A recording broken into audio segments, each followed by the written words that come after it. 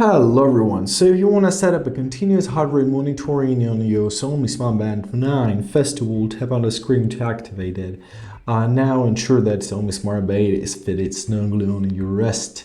Now swipe down and here we gotta find our heart rate app. So we'll start measuring our heart rate automatically. As you see, it measures now.